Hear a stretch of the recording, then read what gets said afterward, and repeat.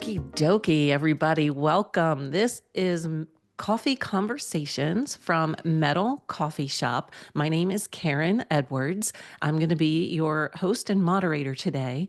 And we're going to be talking about homeowner marketing mastery. This is a great subject. Everyone's going to have lots of questions, I know, and we really want this to be a conversation. So the chat is open. We'd love to hear your questions as we go. Tell us where you're from and who you are, and we'll get this conversation going. Before we start, I do want to note that this is being recorded. It will be available within 24 to 48 hours on Metal Coffee Shop under our Read, Listen, Watch navigation. All righty. Well, thank you, first of all, to the Metal Roofing Alliance for being our sponsor today. We have a great partnership working with Metal Roofing Alliance, and they are the best when it comes to marketing to homeowners. So really looking forward to this conversation.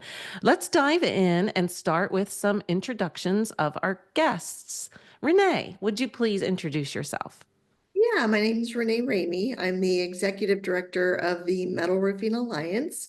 I've been in the industry for longer than I care to admit, but we'll just say 25 plus years, and have worked in everything from steel conversion, paint lines, service centers, but definitely have always been very involved in the association aspect of our industry, and was fortunate enough to get asked to step into this role about 9 years ago. So have been trying to get MRA represented and out in front of homeowners and the quality roofing message out in front of homeowners for about 9 years.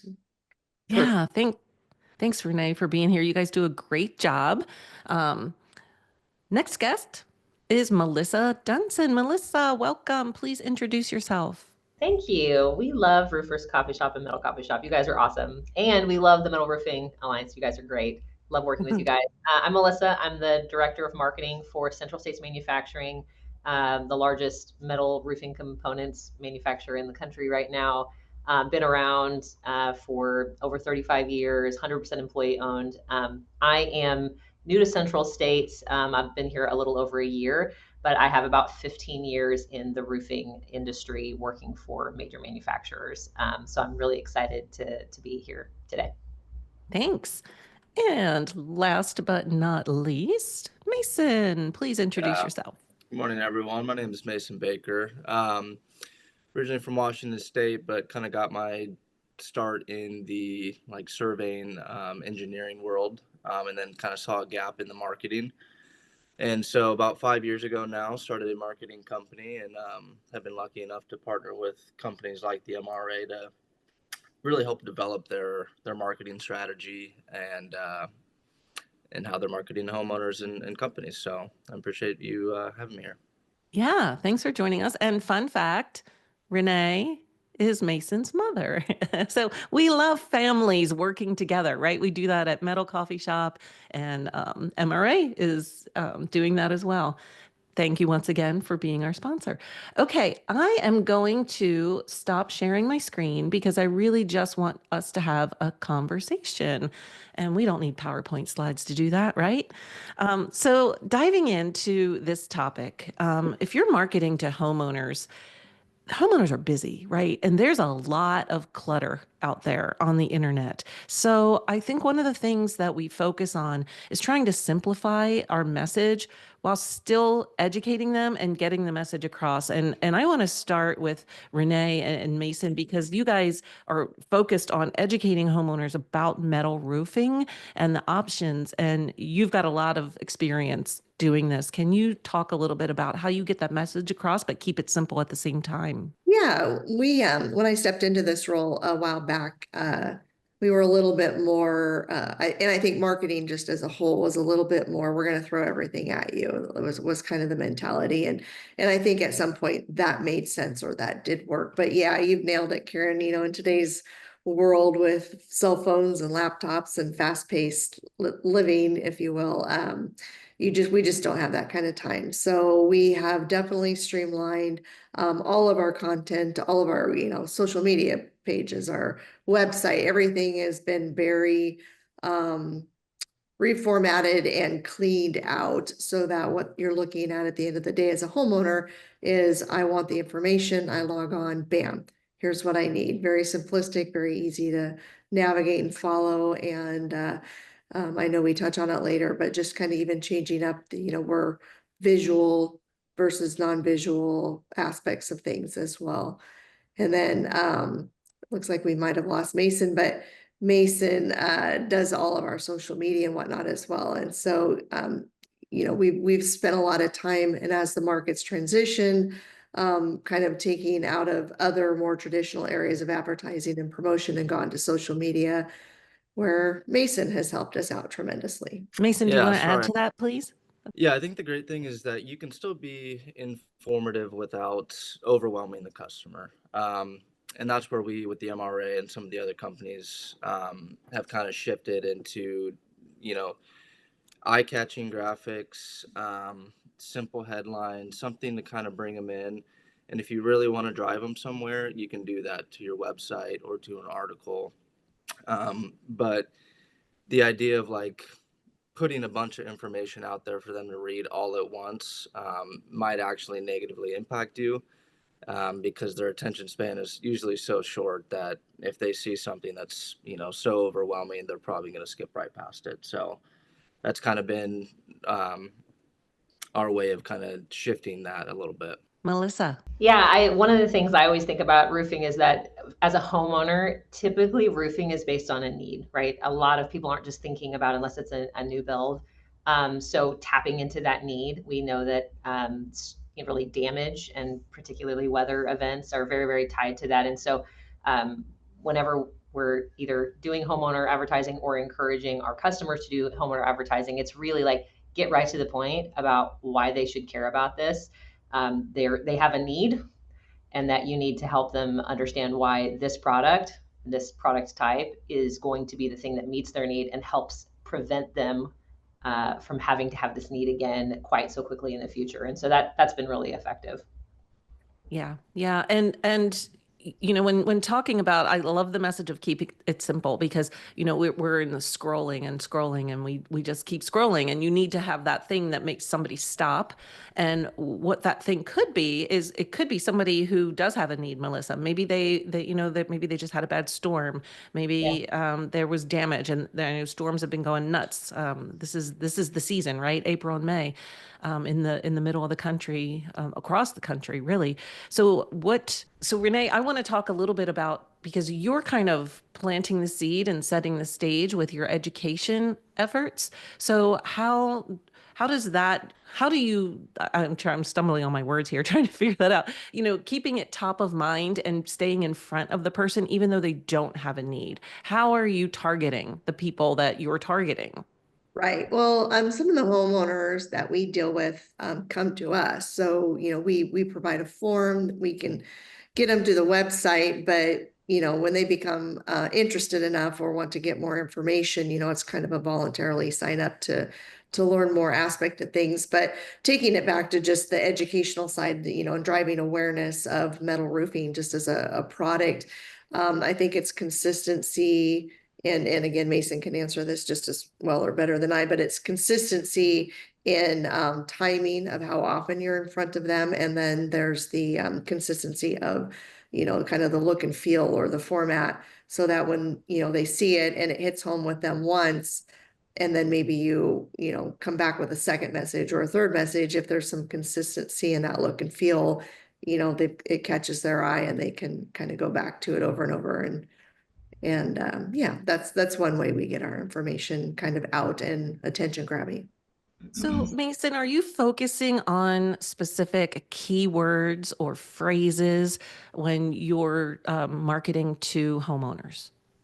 Yeah, of course. I think that's a mistake that a lot of people kind of use, is it's not all necessarily about selling to the customer.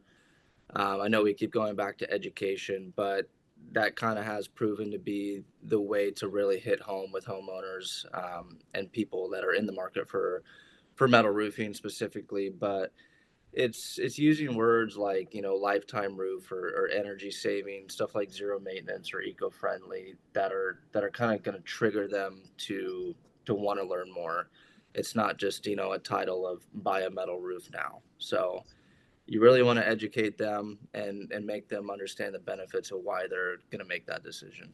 Do you find that more homeowners are more often doing their own research and, are more knowledgeable by the time that they are ready to pick up the phone and call someone? Yeah, I think especially in today's day and age, we got information at the tip of our fingers. So I think we're at a time where a lot of people are doing research, and part of that research is the information that we're pumping out too. So we want to make sure that what we're giving them is accurate and good knowledge, and yeah. Going back to the keep it simple aspect of things, as well as, we'll tease a topic, or, something that's attention grabbing, like eco-friendly as an example. But we're not putting all that information about eco-friendly into an infographic or a flyer or out on a post or whatever. We are teasing it, getting them to come back to the website, and then from there educating them. And I think that's the key. As we're speaking to homeowners, and if you want to catch their attention, to kind of answer your original question, not overloading, as Mason said, keeping it, eye-catching or whatnot. But I also think that the more concise your message is, even when you get them back to the website, at least for me, the more trust I have in, the entity that, just bullet, here's how it works. It comes across authoritative because, you're stating just what needs to be known. And so for me as a consumer, I think that's valuable as well. Sorry. Hey, yeah. So I'm like realizing this is a conversation about marketing, and we're making an assumption, I think, about the people who are listening about how much they know about marketing. And so, just as a reminder, right, the very most basic, there's a lot of different marketing funnels, but you've got awareness, and then you've got interest, and then you've got decision, and then you've got advocacy. And so, it's this idea that, right, when somebody has interest, it's because they may like have had a storm damage, they may actually need a new roof. But what we're talking about is this huge part at the top, which is where you have to start, right? Which is awareness. And I think one of the challenges that in metal that we've had is that there's a lack of awareness that metal is even an option for like homeowners specifically, right? Like residential re-roof, that metal is simply not an option. It's not something that's been presented to them, that their neighbors have, that they've ever had before. And so what MRA is doing is so important, which is sharing and creating awareness that, like, hey, metal is not only an option, it's something you could get installed on your house. It also is a great option because of the things that Mason said, right? That it's like all of these things that you're looking for. You want to lower your energy bills. You want to, have a better product that's not going to end up in a landfill. You want to have a roof that lasts longer, that has a better warranty, that whatever those things are, that's more impact resistant.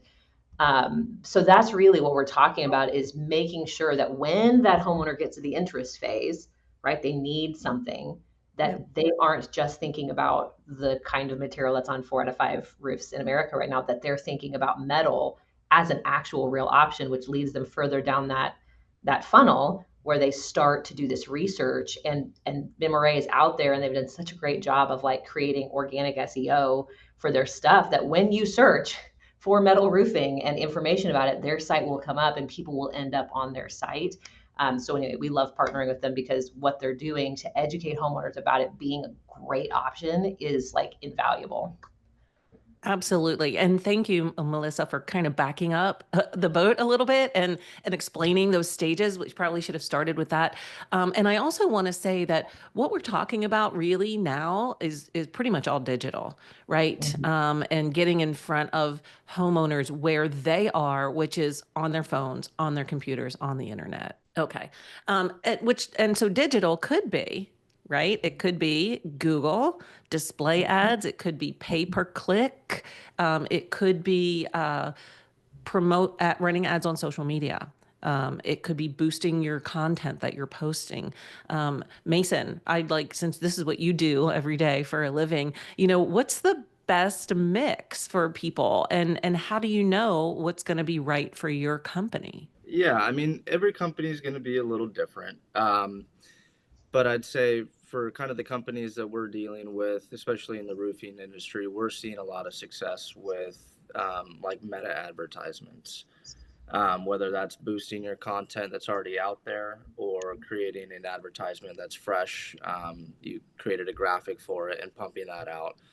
But what we found with meta advertisement specifically is just, you can get a lot with low cost, and you can kind of target specific demographics, areas, interests, etc. So that's something that we've seen success in, and but I know there's other working things out there like Melissa will probably talk about. Do you want to jump on there, Melissa? Yeah, so I mean, I love Google display advertising, but I do think it's been very effective for us with contractors. Facebook's right; it's the monster. It's where people are, especially of the age demographic that right. I think most people are looking their homeowners age, right? Gen Z and my kids, Gen Alpha, are not necessarily Facebook's not their jam, and that's fine. But for like us elder millennials, like that's where we live. And we own homes and we need roofs. And so I think he's totally right about that. The other thing I would say for it's not necessarily for like a national manufacturer as much here, but for a local business, like because we're talking about contractors and how they can market to homeowners, I do think that Google AdWords, highly localized, is going to be really effective. Because right, if they're just searching for metal roofing, right, maybe the first site that comes up is the MRA. What you guys would like is that the second result that shows up is your business, right? And so one of the things that I had talked with Renee about, I think is a benefit to people in the metal space is that in the like maybe the asphalt shingle space, those AdWords are very crowded, right? It's all auction based. You're going in there, you're setting up, this is how much I'm willing to spend on this. And then you're essentially bidding on whose stuff gets shown first.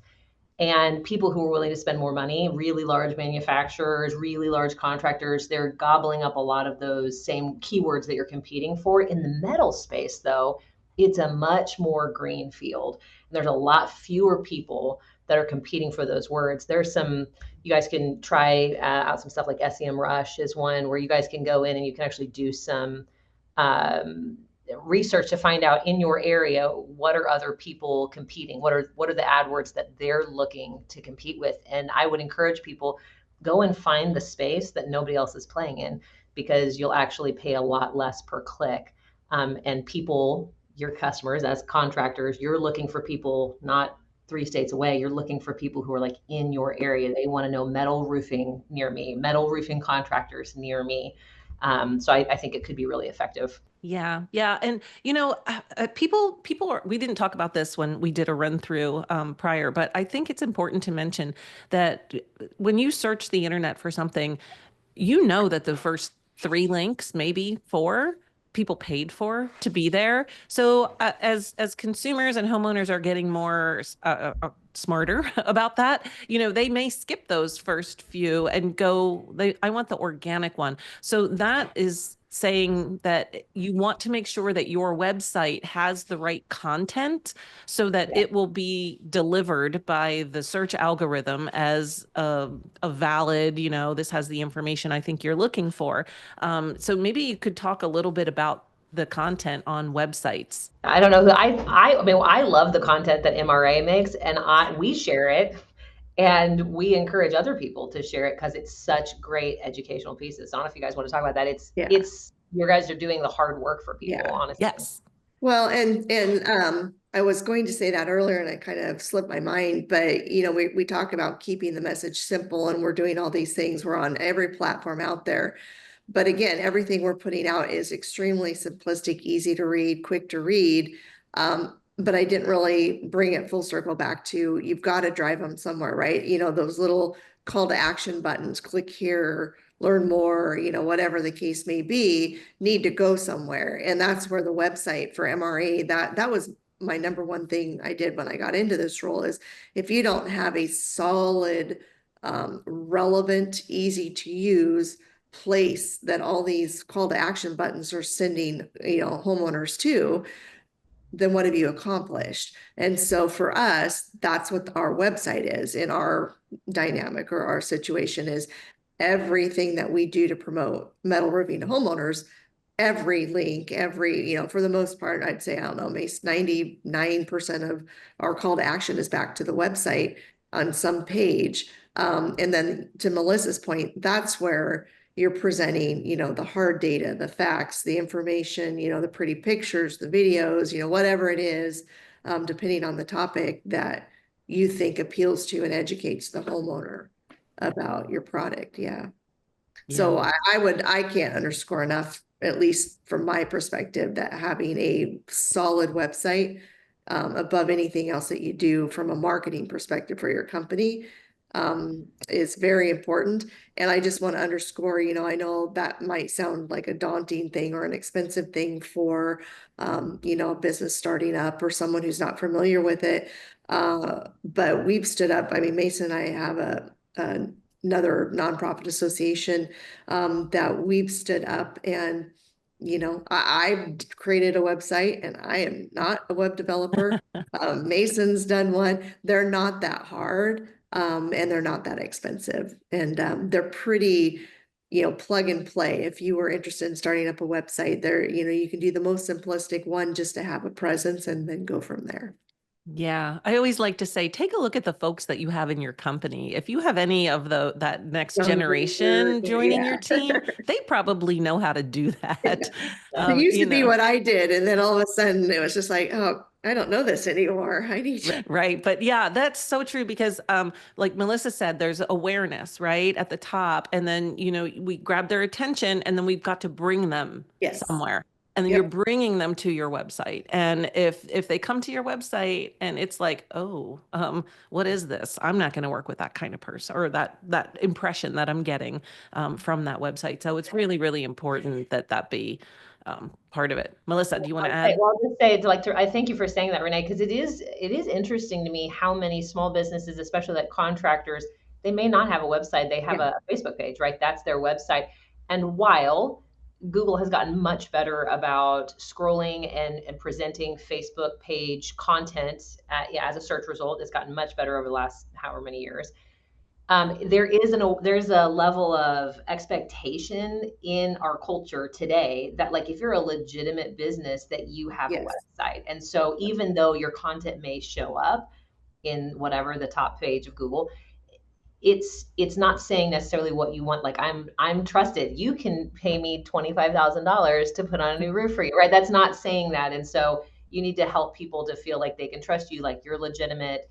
And then again, to Renee's point, I'm telling you, there are the most amazing tools now where I'll throw out two of them. People, if you don't know what WordPress is, go find out. It is WordPress and WP Engine. You can do it, purchase the theme. It is very simple to do it. It's essentially drag and drop. You need to know almost no coding.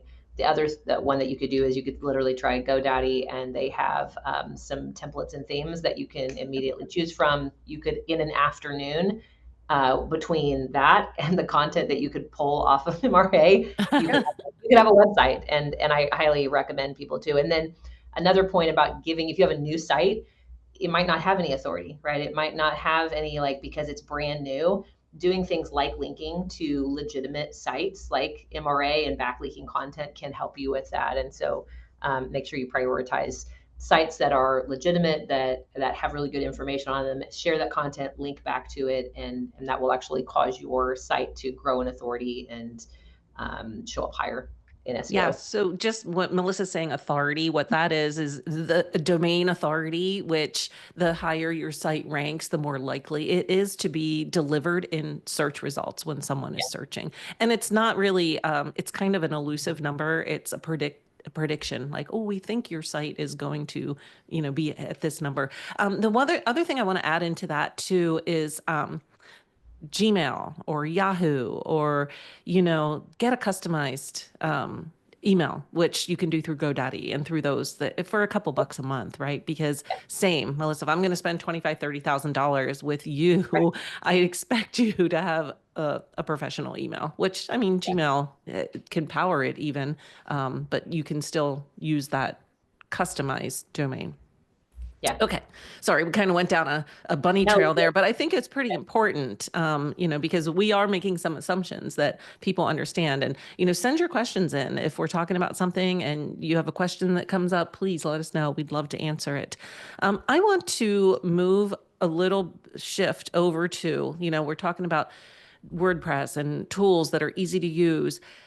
I want to talk about AI and how, because it's just everywhere, right? And it makes things up. We know that. It creates stuff. It can make images. The latest trend, if you're at least on Facebook with us older folks, was everyone making themselves into an action figure using a prompt for Chat GPT. And it was cute. It was funny. But I'd like to talk about that, using that in your marketing. And I don't know, Mason, maybe you can get us started on that. Yeah, I mean, I use it on a daily basis, and it's not always for major things, but especially in the space of business, the general saying is kind of time is money, right? And when you're spending in the marketing realm, when you're spending a bunch of time writing up captions for something like that, AI can be a good resource to get you started.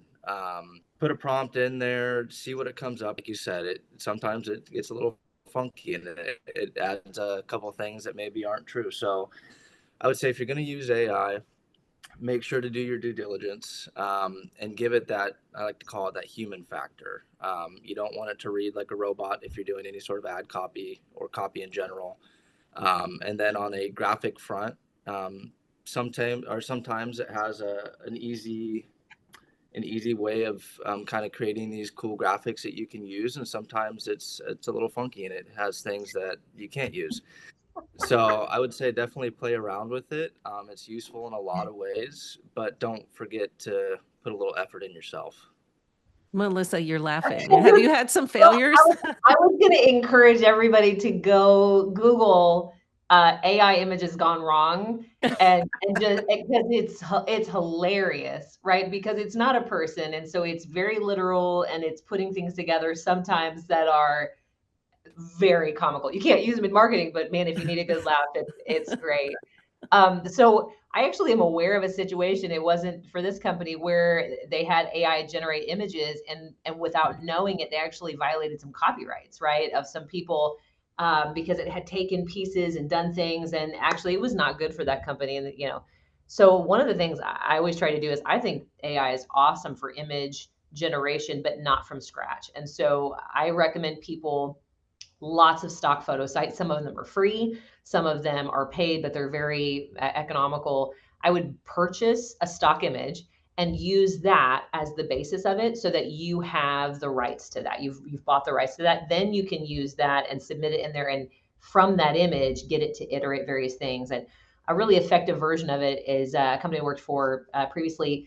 We had an image, and whatever it was we needed to create with it, it was like a horizontal image and not a vertical, and there simply wasn't enough of the image to use for the purpose we needed. And so we stuck it in AI and said, I need you to finish this picture as if it was these specs. And it did a beautiful job of it. It was like this, instead of the designer spending hours and hours trying to fudge that. And it did a great job of that. So images, I think it's really, really awesome. I've actually I've taken lots of information, put it into AI, and said, I need you to create a presentation out of this for us. It's done a great job. I need you to take lots of this information and give me a video script out of it, or a blog post. It's done it. I've actually taken presentations about highly technical subjects, thrown it in there, and said, I need you to write me a very simple, high-level blog post about this technical information. Again, it spits out stuff that, to Mason's point, you should not just use as it. But it saves you a lot of time because it gives you a nice framework to work through. You need to rework some of the language so it doesn't sound like a robot wrote it, which it did. And then you need to fact check your AI. I mean, that's the deal, because I have seen it. It's, what did you say? I think it was Karen. We were talking. That's the G Yeah, of generative. Yeah. generative. It made it up, literally made it up. And so you don't want to do that, especially in this space. We're talking about high dollars, people's, homes. We need to make sure that the information is trustworthy and accurate so that people feel like they can trust you. So fact check your AI. But it's a great starting place. And can kind of do some of the big bulk work, and then you can, as a human, apply the things you know and your personality and actually make it sound like a person and make it what your customers need to hear. Yeah, and I was going to add another thing too is, for your companies that have social media or website, you can put in those social medias or your website and say, analyze this, see what I'm doing wrong, That's and great. it'll actually spit out, about our topics that you could fix or change or stuff like that. So there's a lot of different options of AI besides text or graphics that you can use. Yeah, that's Mason, a I just good learned point. something, and Yeah. I'm going to do that. I Thank you. know. I know. I didn't even think about doing Yeah. that either. And really, because that's your social media page, that's data, right? And that's basically what AI is doing, is analyzing that data in an instant. And the couple of comments, Amanda, AI needs to be used as a tool, not a replacement. Absolutely. Yes. Absolutely, 100%. And then Carla wanted to know which tools you guys are using for your AI. I defer to Um, Mason. Yeah, so like I do a lot of work on Canva, so they have one integrated in their space. Chat GPT, Grok is a new one. There's about a bajillion different ones out there if you go and search. Um, each have their own kind of benefits and maybe downfalls. So I would just say play around with a few and find one that you like. Yeah, go for it. What's that? I said, have those all been free? Yeah, Yeah, everything so far is free. Yeah. yeah. So you're not spending a dime to go out and explore and research some of these things and then even Yeah. utilize that fit. And most are, but they do, most will offer an upgraded membership that you can pay for. But as far as just being able to go and play with them and use them, everything has been free. So that's great. Yeah, the one other one that I would throw out there that I've used is Copilot. And it's actually pretty good. And there is the free version of Copilot that you can use, but then you can also, if your business is large enough or interested in it and wants to keep your information, whatever you're using it for, not out into the universe, you can actually get an enterprise license for it, where it is your whatever your prompts are and the data that you put into it is actually secure, and it's not being shared with the wider world. Can make businesses feel, especially if you wanted to put like numbers in there in spreadsheets and get it to analyze that stuff, you could actually do that and not be afraid that other people are going to have access to your customer data. So I've it's been really, Copilot is the one that I'm using the most in our enterprise version. Yeah. Yeah. We just are upgrading for Copilot to a paid version here at the coffee shop. And that's a really great reminder, is to remember whatever you put out there in a free version is now out there, right? It's got it, and it's going to serve it up to other people. It's going to use it and as it learns.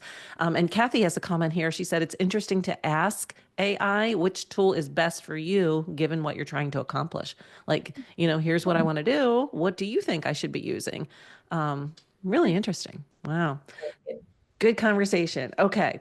So let's talk about what types of content. We talked about eye catching, simplifying messages, but the visual aspect, what's working in marketing metal roofs? Is it video? Is it still photos? I mean, Mason, Renee, you guys have beautiful roofs behind you. Are these the kind of images that you're using in your advertising? What's working? Yeah, I would say to kind of start it off, video is a great resource or a thing to push to homeowners. A couple of the ones that are kind of big is like drone footage to kind of encompass that entire home and the roof and how beautiful it looks, and the coverage and all that kind of stuff. Um, Short testimonial clips, kind of same as the graphics, of not dumping too much information on them at once, but a 30-second clip of a homeowner talking about the benefits of their roof, and how much they love it, and then driving them back to your website. So video for us is a great useful thing. And then images, before and afters of roof, if you're doing a re-roof. My main thing is just make sure it's quality. I would say to prioritize quality over quantity, because a lot of the mistake that we see in the marketing realm is companies and people just pumping out content to pump it out, with no real meaning or anything like that behind it. So if you're gonna pump out some content, whether it's video or photo, just make sure it's quality.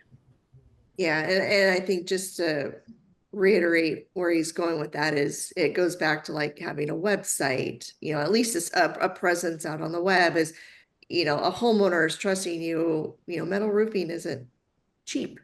And homeowners are spending a lot, investing a lot of money to make sure they're getting a quality product that's going to last a lifetime and all this. And they're going to be more apt to do it with someone whose picture isn't pixelated, as Mason always points out, or who have a web presence. So you feel like they're a legit company. So yeah, there's a lot to be said for the quality versus quantity aspect of things out there. Right. Good companies, not saying this is true, but this is the perception.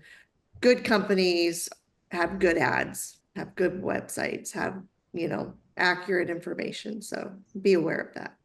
Yeah, and kind of tying that back to the conversation we were just having about AIs, there is AI platforms out there that can sharpen your images and make them more clear. So if that's an issue that you're having, try that out and see if that helps. Yeah, it's crazy, all the tools that are out there. And there are a lot of photography companies that have drones now. And, you could run out and buy a drone. It's affordable, but you need that license to fly it. So don't just buy it and go fly and take pictures for your business because you could get in big trouble. And, somebody that does it every day really understands the angles, the lenses, how to operate it. So it's worth making that investment and showcasing your work. Yeah, definitely. Okay, so we talked a little bit about the digital channels that are, to advertise on, whether that's social media, Google Display. Mason, maybe you could talk a little bit about the success you've been having on social media with just boosting posts, and what does that look like in terms of cost? Because I want people to understand you can make a pretty good impact with not a lot of money. So could you speak to that a little bit? Yeah, I mean, just to give insight into kind of a few of the companies that we're working with, it's on some of the ads, we're spending as little as, $300 running that advertisement for 5 to 7 days, and you're reaching, 70 to 120,000 people. And that it is largely based on the specifications that you have around that advertisement, right? It's the location, it's the type of people you're trying to reach. So the broader the audience, the more you're going to reach. The more specific, obviously, the less. So overall, you can get a lot of bang for your buck when it comes to meta advertising, whether it's boosting. And just to clarify, boosting is boosting something that you've already posted on your social medias, whereas just a meta advertisement is something new you're putting out there. So hopefully, yeah, Melissa, hopefully that. have you been doing things on social with paid? Yeah, and I personally, so boosting is awesome. I like to mix the two together. So both just like straight up advertising, because you will get um, your meta advertising will get shown not just in a feed or something, but you get a lot more sort of touch points, on the side in Messenger. You can add in some of the things like WhatsApp. So there's a lot of different things like that, and there you have to pay attention. I think it depends on who you're trying to reach, because people should play around. They should look at both. Boosting has sort of its own set of targeting parameters, and the actual advertising has its own set of targeting parameters. And I will say boosting is more cost effective for sure. It doesn't have quite as deep a targeting.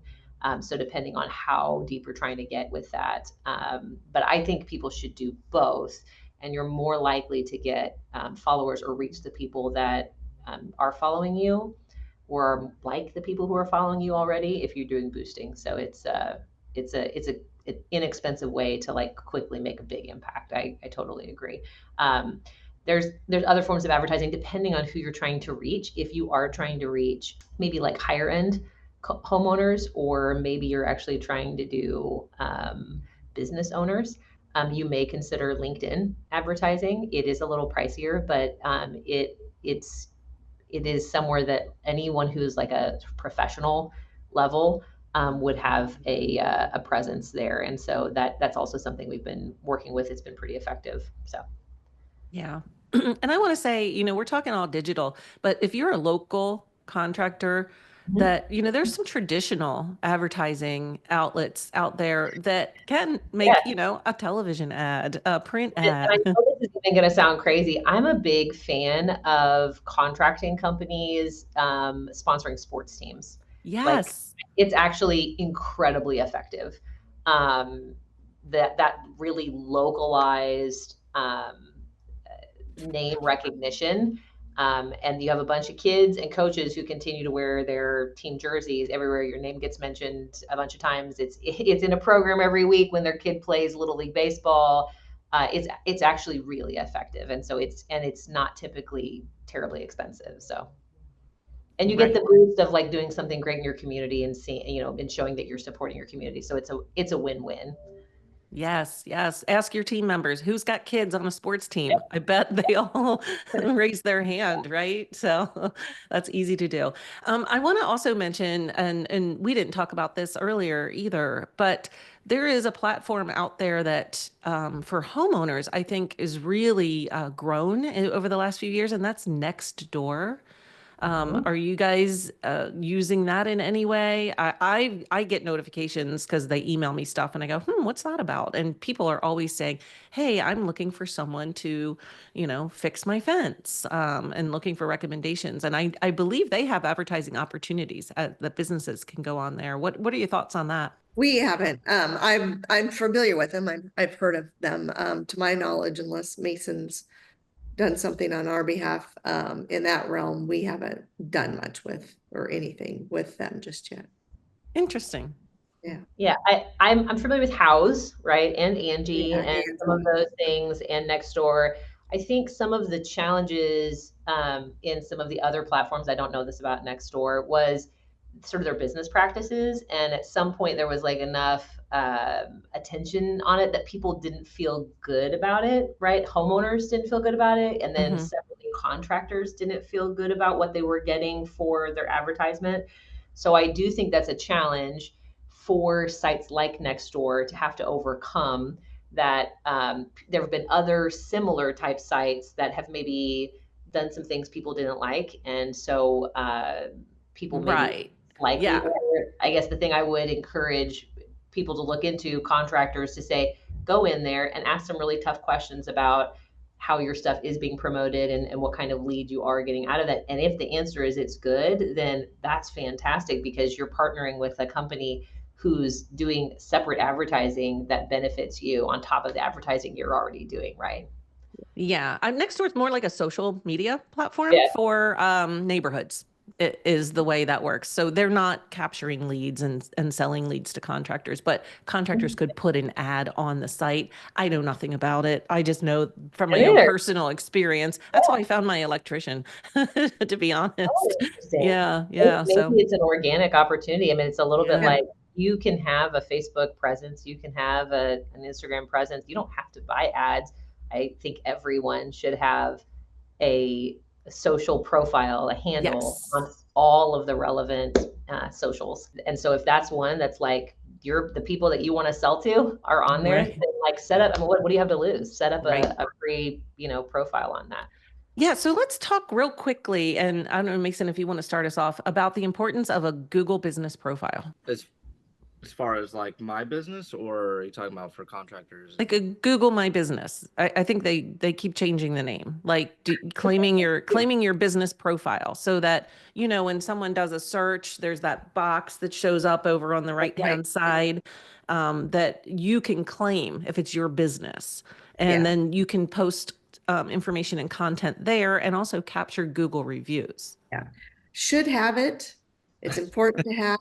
Super frustrating trying to get it updated and changed as a business. So from an MRA perspective, I probably dabble on the MRA side more with the my business and that little bar that shows up on the Yeah. right. And we changed office locations and it was like took an act of Congress to Yep. I own, I'm the owner. I need to change this. Nope. you didn't pass our nope, and so to be honest, I'm not sure our address is still on Google Space, but as far, but you're right. I mean, to what you're saying, I mean, if nothing else, make your website and your phone number, and hopefully you can get your location, and they'll let you upload and change out pictures. You can map your location and all of that. To Karen's point, that's usually if I type something in or search something and I do see that pop up in the right, that's where I go to click through to the website or grab their phone number. So that is a very important aspect of your business. Okay, Amanda, thank you. She has a profile on Nextdoor. She said it is similar to Build Zoom or House.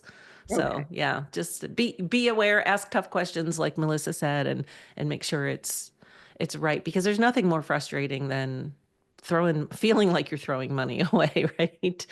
Yeah. Okay. I want to make sure that we touch on the last part of the funnel that you mentioned, Melissa, and that's advocacy. And I see that as, getting that 5-star review on a Google review. And, how do you build that as a contractor after, you've attracted the homeowner, you've sold them the job, you've installed a beautiful roof for them. How do you turn them into your advocates? What are some things that you can do? Well, I think the most important thing contractors do, and it's not that hard, is quit looking at your customers like that's like that's no longer your customer. You installed the roof and now you've moved on with your life, right? I think it is one of the really important reasons that you've got to have some kind of, I'm going to use CRM. It doesn't have to be CRM, some way to manage your email marketing, right? So that you have a customer list that they don't just quit because now you've installed their roof, they don't matter anymore. But to stay in touch with those homeowners that you have installed for, partly because there's a really good chance that at some point in time in the future they'll need services again, either another roof, or maybe they need siding, or maybe they need some other exterior fix, or right, and being able to stay in contact with those people. So uh, continuing to provide like touch points, like, hey, wanted to make sure everything was still okay, thanks for the great rating, wish those people Merry Christmas as storm season comes in. And if you're using, I mean, one of the things you could do is kind of connect several different platforms. You could use Hail Trace, and you could look and see, you can upload your customer list into that and see when those people get impacted again, right, by a terrible storm, and check back in with those people and say, hey, saw that a storm came through here, thought it was possible. Please let us know if you have questions, if you need a free roof inspection, do you need us to come by and take a look at that? But it's that it's a relationship. We always talk about manufacturers to distributors and contractors, distributors to contractors. It's a very much relationship business in our business. But I would say the same thing, right? Contractors are like insurance agents. Like they're the people who like send you a Christmas card. They're the people who like year after year after year, you have a relationship with these people. They're a trusted source. They're the experts on that thing in your community. And so like I had when I lived in Southwest Missouri, I had a contractor that was like that. It was like, and then I recommended them to all kinds of people because that was my contractor. And when I needed work done, that's the guy that I called, right? And so I think becoming that is just that continued relationship, checking back in, being there, and maybe even, when it's time like, spring maintenance, right? Or fall, getting ready, winter weatherization prep, any of that kind of stuff that you could send out an email. It's like, hey, have you been thinking about this? Do you need us to come out and look at anything? And just really putting yourself out there can build that relationship. And in the end, we know education and relationship creates actually like business growth and dollars for contractors. So. Yeah, to back up what Melissa just shared, it's that word of mouth, and I don't think there's a price tag you can put on it, but it's huge. So, and I believe that continued relationship, that checking back in, even if they aren't going to buy another roof anytime soon, they're going to tell people about how great your company is and how easy it was to work for. And they cared so much for me that they keep checking in to make sure everything's fine. And so it's going to generate that word of mouth. And I've talked to more MRA contractor members whose business is driven more by word of mouth than anything else that they do. And so that's important. And then I think the other thing that Melissa touched on that's important is, you're not in this world alone. So in your local community, if you only do roofing, but there's a quality company you would, you wouldn't worry about being linked to that does siding or that does roof inspections, or, or make those partnerships, or, establish those relationships with other companies, because there's a lot to be said for in that follow-up or throughout that process, promoting other companies, because in turn they're going to promote you. Food for thought. Excellent. Thank you. Okay. We are wrapping up or approaching the top of the hour very quickly here. This has been a great conversation, and I want to make sure we talk about how contractors can find help with their digital advertising. Because I know we say a lot of this is easy. Oh, you just go on into Facebook and boost that post that you had so many likes on so that you get more likes. But it can be overwhelming and intimidating, and it's not always a DIY type of thing. And I know I've talked to contractors who get frustrated. There's this agency in my town and I hired them, but they don't understand my business. They don't understand what I'm selling. I spent all this money with them, and it was very frustrating. So what are some advice besides calling up Mason, we said, because this is what he does. But maybe I do want to work with someone near me or in my town. How do I pick the right partner? Yeah, I would say, especially coming from a marketing background, the biggest mistake that I see people make is, especially in the business realm, is they try to have a one size or one shoe size fits all kind of perspective. And that doesn't necessarily work. So in the roofing industry, it's going to be different than, the beverage industry or something like that. So I would say, if you're going to go out and find somebody to help you with your digital marketing, ask them questions, see what experience they have. Maybe ask what other customer base they have, ask to see their work, um, and stuff like that. So I'd say do your due diligence. And maybe, like you said, Karen, go find someone young in the office if you got someone internal. So, yeah, there's a lot to learn, and it can be somewhat simple if you look in the right direction. Yeah, and I'll just back that up by saying that I went to school for marketing. I know marketing. I did flyers, I did creative, I did all that. But you gotta be honest with yourself at some point too, and realize that things have changed, and I'm on the older side now, and just reaching out to someone that knows the current tools, so which is where Mason came in and kind of saved the day for MRI in a lot of ways, because not only does he know the tools, but he also has that creative eye. So I think you need to answer your question, Karen, it's finding someone whose creative vision fits with what you're trying to accomplish as well, right? Because as the owner of the business, you have an idea of who you are, what you represent, and the things that are important that you want communicated out.